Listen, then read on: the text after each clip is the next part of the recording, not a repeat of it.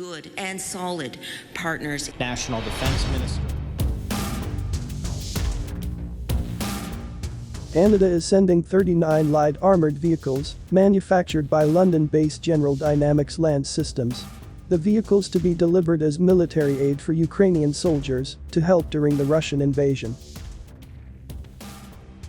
Canada is in the process of finalizing negotiations with GDLS to supply up to 39 combat support vehicles to Ukraine. Announced by Canadian Defense Minister Anita Anand Thursday in London, while she visited General Dynamics Land Systems Canada, the manufacturing plant that produces the vehicles, CBC News reports. The 39 vehicles were destined to be used by the Canadian Armed Forces, but have been diverted by the federal government to the front lines of the Russian invasion of Ukraine. It's hoped the vehicles will help bolster Ukrainian defenders, waging a grinding war of attrition against their enemy.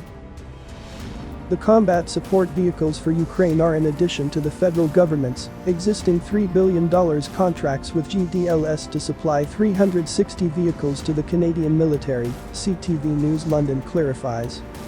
According to CTV News London, Anand explained, the 39 vehicles that we are supplying to Ukraine is on top of the 360. Those 39 will begin to ship this summer.